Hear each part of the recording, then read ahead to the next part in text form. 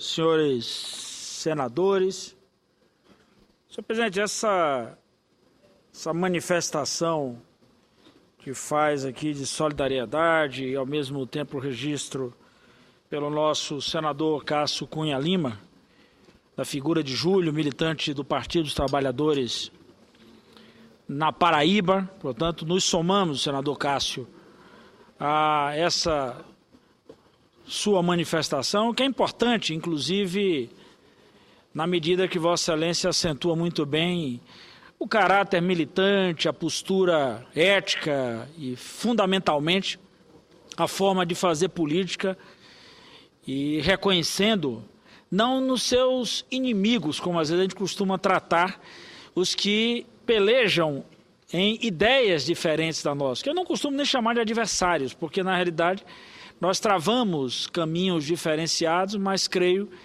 que cujo objetivo de todos nós sempre é o objetivo de servir o povo e a nação.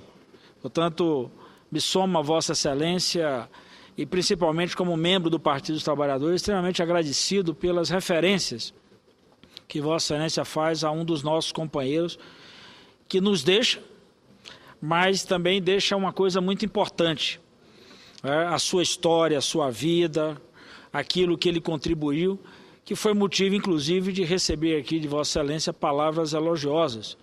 E, com certeza, o povo da Paraíba, e principalmente os militantes do Partido dos Trabalhadores naquele estado, têm um compromisso muito grande de tocar adiante essa grande contribuição que aquele companheiro deixou e emprestou ao povo da Paraíba durante o tempo que pôde ali expressar a sua, eu diria, brilhante trajetória naquele estado. Como o próprio Júlio diria, senador Walter, a luta continua. Continua. Ou até como todos nós utilizamos muito o que Bertolt Brecht dizia, que o que lutou, o que tombou, não lutou sozinho, a luta, portanto, continua.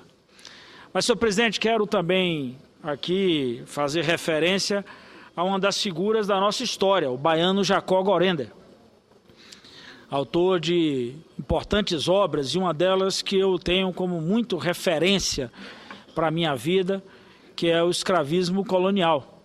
Uma das obras de Jacó que faleceu, portanto, na madrugada de hoje, e uma das figuras importantes, um sujeito que, ao longo de toda a sua vida, se dedicou a contribuir com a transformação desse nosso país. Então, nos deixa também o Jacó, mas da mesma forma que me referi aqui, não só através das suas obras, mas Jacó Gorender também deixa uma grande contribuição pela experiência de vida e dedicação de todo esse legado consolidado por ele no momento mais difícil desse país, no enfrentamento à ditadura. Hora nenhuma Jacó vergou, pelo contrário, teve a coragem de enfrentar todos esses períodos e dando a sua importante contribuição. Portanto, quero fazer esse registro aqui, o baiano Jacó Gorender, que deu uma contribuição importantíssima para toda a consolidação da esquerda no Brasil e, obviamente, para aquilo que nós consolidamos hoje, enquanto políticas públicas e enquanto, inclusive, transformação da sociedade. Mas, senhor presidente, quero, aqui no dia de hoje, nesse pronunciamento, realçar um fato que nós vamos experimentar na próxima quinta-feira. Às 15 horas, a presidenta Dilma fará a entrega de um equipamento importantíssimo para o nosso país. Obviamente que esses equipamentos serão entregues para já o primeiro teste deles na Copa das Confederações, mas esses equipamentos fazem parte de uma política de estruturação desse país, no que diz respeito à defesa civil, no que diz respeito a atendimento à emergência. Me refiro, e aqui vou usar uma expressão que nós estamos utilizando na Bahia, os Centros Integrados de Controle e Comando, que no mundo inteiro são conhecidos como centro de emergência, que no mundo inteiro ficaram conhecidos como a partir dos números utilizados. O 112 europeu ou o 911 americano, ou como chamam os americanos lá, o 911. Né? Então, portanto, essa é uma experiência importantíssima e que quero chamar a atenção para o legado que isso deixa. Quem aqui acompanha, inclusive, meus pronunciamentos, meu caro senador Sérgio, sabe que desde a primeira hora, portanto, inclusive desde o momento em que nós começamos a discutir isso no Brasil, ainda como deputado federal, que eu venho insistindo para que a gente pudesse implantar no Brasil essa experiência. Tive a oportunidade de, como relator do PPA, incluir recursos para esse importante equipamento. O Rio de Janeiro já havia experimentado, a cidade do Rio já havia experimentado de forma pioneira no Brasil a oportunidade de contar com um centro, com equipamentos de ponta, com câmeras espalhadas pelas ruas, podendo monitorar trânsito. Esse equipamento servirá também para fazer todo tipo de acompanhamento da área da saúde, os SAMUs, o controle das ambulâncias, a questão do atendimento ao público, há todo um processo de monitoração para a garantia da segurança do cidadão. Volto a insistir, nós vamos já fazer a primeira experiência na Copa das Confederações. No caso específico da Bahia, foram 93 milhões de investimento, sendo 43 milhões por parte do Estado do governo federal e 50 milhões de reais por parte do Estado da Bahia. No caso nosso lá, funcionaremos provisoriamente na estrutura do Parque Tecnológico. Espero eu que num curto espaço de tempo nós já tenhamos a oportunidade de construir o nosso centro de emergência, assim como o mundo inteiro faz, senador Sérgio Souza, essa política do centro de emergência, e espero também que a gente consiga dar o outro passo, colocar um número único no Brasil para a emergência. Acabar essa história de a gente ter que decorar uma dezena de números, bombeiro, polícia, trânsito, SAMU, INSS, saúde, socorro, enfim, todo tipo de coisa. Não há nenhum bicho de sete cabeças. Eu estou falando de algo que é extremamente suportável pela utilização de tecnologias no dia de hoje. Por exemplo, o Centro de Comando na Bahia, lá sob a coordenação da nossa Secretaria de Segurança Pública, nós já teremos a oportunidade, inclusive, de ter o comando móvel. A Bahia contará com equipamentos móveis que vão apoiando esse centro integrado de comando e controle, de maneira a policiar toda a área, fazer a leitura, a cobertura com utilização de helicópteros, inclusive a utilização de robôs. 215 câmeras serão espalhadas durante aí esse período da Copa das Confederações, portanto, legado esse que deve ficar para a cidade. Então, nós temos que enxergar os centros de emergência como pontos centrais para serviço no Brasil. E é uma das coisas que eu venho batendo muito na tecla. Isso tem que ser utilizado para a defesa civil, para a agricultura, para trânsito. Já imaginou o que é, meu caro senador Sérgio? A gente poder informar ao povo nos pontos mais distantes o que é que está acontecendo, poder inclusive recepcionar nesse centro de emergência o pedido de socorro e ter a capacidade de chegar com essa ação. Portanto, o objetivo nosso é sair das 12 cidades sedes, ganhar o interior do Brasil e instalar centro de emergência em todo o país. Essa é a grande política, esse é o grande desafio, que me recordo, inclusive, de uma das primeiras reuniões com a presidenta Dilma, ainda na liderança do PT, em que a presidenta insistia muito na nossa capacidade de monitorar diversas ações, orientar o agricultor, orientar quem está na rua, orientar uma ambulância que chega, por exemplo, do interior do estado que procura um hospital na capital. Ao invés dessa ambulância ficar rodando para saber onde tem, onde não tem leito para aquele doente, ela é orientada por esse centro de regulação e, ao mesmo tempo, eu diria, guiada pelo centro de comando. Então é a oportunidade de você estabelecer, usando ferramentas desse novo tempo, as condições para que a gente monitore a cidade. Isso não é para monitorar a vida das pessoas, mas é para ajudar a vida das pessoas. Há um exemplo bem claro disso, meu caro senador Sérgio. Todo mundo se recorda daquele episódio, por exemplo, das bombas utilizadas nos trens ali na estação Atocha, na cidade de Madrid. O centro de emergência, lá o conhecido 112, no momento daquele acidente, o 112 pôde tranquilamente espalhar para todo madrilenho a notícia, pedir sua ajuda e, ao mesmo tempo, orientar as pessoas que estavam em volta o que é que estava acontecendo naquele momento. Portanto, essa é uma das práticas importantes. Hoje, os centros modernos ainda têm um plantão para resolver, às vezes, até questões de caráter pessoal. Eu estive com o senador Ciro Miranda, por exemplo, visitando os centros de emergência nos Estados Unidos. Nós fomos aqui numa delegação do Senado, eu e o senador Ciro Miranda, e nós pudemos ali constatar o importante papel. Um dos centros, conhecido como Miami-Dade,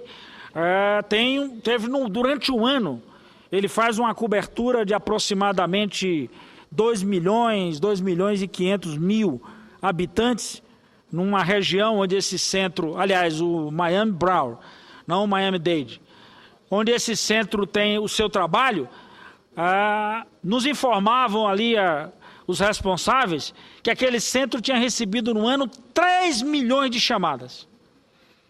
Desde a chamada mais complicada do ponto de vista de incêndio, acidente de trânsito ou coisa do gênero, até as chamadas individuais, as pessoas em dificuldades, as pessoas com problemas, e se dirigiam a esse centro de emergência. Da mesma forma, nós visitamos também os centros de emergência, por exemplo, na cidade de Estocolmo, e para a gente ver exatamente como se processavam as ações de controle e comando para áreas remotas, pontos longínquos, lugares onde as pessoas vivem e às vezes se isolam no período mais difícil, meu caro Flecha, da neve, o que a gente poderia fazer uma tradução para o Pará, pessoas que vivem isolados e que somente a ajuda por barco consegue chegar. Então é fundamental ter um centro de comunicação desse e ter uma estrutura, inclusive, com helicópteros, para atender as pessoas, para socorrer. Portanto, esse centro, nós temos que tirá-los dos centros e colocá-los exatamente espalhados no país. Por isso que é importante essa coisa do legado da Copa. O nosso secretário de Segurança Pública, Maurício Barbosa, dizia hoje, quando da apresentação dos dados sobre o centro de emergência, como eu costumo chamar assim, lá ele ficou batizado de Centro Integrado de Comando e Controle, ele dizia o seguinte: se não fosse a Copa, a gente talvez não tivesse implantando esse centro em Salvador, nem nas outras cidades sedes agora na próxima quinta-feira. Portanto, o governo federal liberou 43 milhões para a gente consolidar isso. Então é aproveitar a oportunidade da Copa e a gente consolidar com políticas públicas um legado para o pós-Copa, para ficar na vida das pessoas. Olha a experiência da cidade de Barcelona. Barcelona, meu caro Flecha Ribeiro, depois de 1992, os Jogos Olímpicos, é outra Barcelona. É outra Barcelona. Inclusive, eu tive a oportunidade de visitar o 112, o centro de emergência que cobre a Catalunha. É uma estrutura fantástica. E no momento que eu estava no centro de emergência fazendo a visita ali na cidade de Tarragona, porque é o que responde por toda a Catalunha, Tarragona, que é essa pronúncia segundo o catalão, no momento que nós chegamos, um senhor de 60 anos ligava para o centro de emergência pedindo socorro, que ele estava em casa sozinho e não sabia que medicação tomar. E estava se sentindo mal. Do centro de emergência, no mesmo momento que ele ligou, o atendente o colocou em paralelo com o médico, já no centro de emergência. E esse médico pôde, em consultando o prontuário desse senhor, indicar exatamente a medicação correta que ele devia tomar. Assim como chamadas de incêndio, acidentes de trânsito, orientação e a segurança do cidadão. Então, é fundamental essa política. A presidenta Dilma deverá estar na cidade do Rio de Janeiro. Eu espero, inclusive, poder participar na cidade de Salvador. Está marcado para quinta-feira, às 15 horas. Eu confesso até que fiz uma reclamaçãozinha, meu caro Sérgio, porque eu tenho reclamado permanentemente, às vezes, essas inaugurações, essas coisas, que eu digo, ó, terça, quarta e quinta são os dias que nós temos que estar aqui.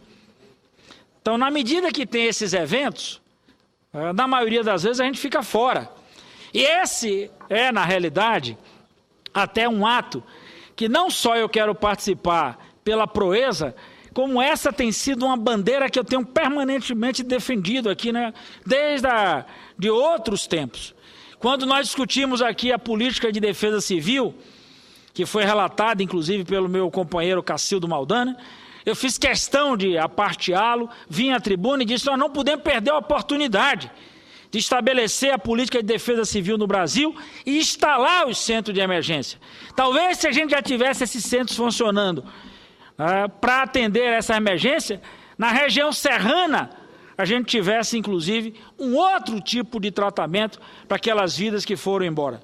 Então, portanto, é fundamental. Essa não é mais uma política que a gente pode retardar.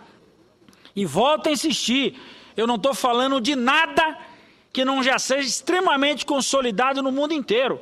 Ora, se nós estamos hoje adentrando esse mundo de acesso ao que de mais moderno tem, no mesmo momento, senador Flecha, que o equipamento de última geração desse ou daquele fabricante, no mesmo momento que um equipamento desse é lançado, as lojas brasileiras ou as operadoras aqui no Brasil oferecem o mesmo equipamento.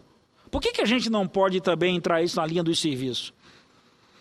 Para fazer a chegada do serviço de saúde, do serviço de educação, da orientação de clima, a orientação para a agricultura, das ações de segurança pública, das ações de defesa civil, enfim. Então, portanto, esse é um equipamento importantíssimo e os baianos e, obviamente, os brasileiros de outras cidades vão também ter a oportunidade de ter contato com eles a partir já dessa quinta-feira agora.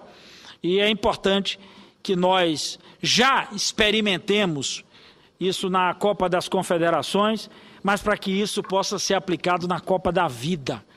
A Copa do Mundo vai acabar ali, sei lá, final de julho de 2014, mas a Copa da Vida continua todo dia. Então é fundamental que a gente adote essas políticas e é fundamental que nós façamos isso de maneira que a gente espalhe. Na Bahia nós já até estamos fazendo já os centros de comunicação da polícia em diversos lugares do interior. A ideia depois é ir interligando esses centros ao centro de comando, o centro integrado de comando na capital, para permitir uma cobertura muito mais ampla no Estado. Então esse é um desafio importante, que acho que a gente tem que assumir isso enquanto uma política de nação, e eu espero, inclusive, que de modo imediato, tenham conversado isso muito com o ministro das Comunicações, Paulo Bernardo, com o presidente da Anatel, João Rezende, que a Anatel providencie urgentemente a fixação de um número único no Brasil para a gente facilitar a vida do cidadão. Eu sei que alguém pode dizer, é fácil, o 190, 192, todo mundo sabe o que é. Mas no momento da aflição, senador Sérgio, quando o sujeito chega no orelhão, pega o telefone, ele na hora da aflição, ele termina fazendo confusão com 3, 4 números. Então basta ligar para um. Ali de forma automática, com a simples palavra. É assim que funciona no mundo inteiro. Uma verbalização exclusiva. Bota em paralelo o atendente com alguém da área. Se o sujeito pede um socorro de trânsito, na mesma hora dispara, dentro do centro de emergência, o setor responsável. Assim vale para a questão de bombeiros, para a questão da polícia, para o SAMU. Então, portanto, a técnica permite isso hoje. Não há nenhuma, não estou falando de algo da chamada Odisseia no espaço. Estou falando de algo concreto, real e possível para a gente adotar. Então eu espero poder participar nessa próxima quinta-feira desse importante ato lá no Parque Tecnológico. Vai estar, inclusive, provisoriamente no Parque Tecnológico. Aliás, Parque Tecnológico esse que também dediquei boa parte do meu mandato aqui para que a gente pudesse contribuir com a consolidação daquele parque. E agora fico feliz em poder já contar as horas para poder participar da inauguração de algo que até então parecia tão distante do povo brasileiro e que a gente vai podendo cada vez mais ir dando passos para chegar numa linha de serviços pleno. Portanto, me preparo para essa quinta-feira com alegria, que é mais uma grande conquista que a gente vai consolidando na sociedade, prestando serviço público. E, para não ficar só nessa questão, o dia de hoje também foi um dia importante, e aí, mais uma vez, realço a questão da nossa Bahia. Fico contente com o leilão, o número de inscritos para o leilão de agosto na consolidação de parques eólicos do Brasil. A EPE divulgou hoje o dado, são 655 inscritos, meu caro Eunício, para a consolidação de parques eólicos da Bahia, no Brasil. 655, desses 655, 238 vão ser na Bahia. Estão inscritos lá para prestar serviço na Bahia com mais de 5.800 megawatts de geração de energia. Portanto, importante isso para a gente desenvolver o Estado para levar energia e, claro, levar as condições para a gente espalhar serviços, atendimento por todo o Estado. Por isso é fundamental essa política que nós vamos inaugurar na próxima quinta-feira, no Brasil inteiro. Volto a frisar, para um serviço pontualmente, eu diria, específico, mas com abrangência e com uma verdadeira amplitude do ponto de vista daquilo que a gente pode ofertar à população do Brasil em termos de segurança, em termos de orientação e principalmente em encaminhamento. Era isso que tinha a dizer, senhor presidente. Muito obrigado.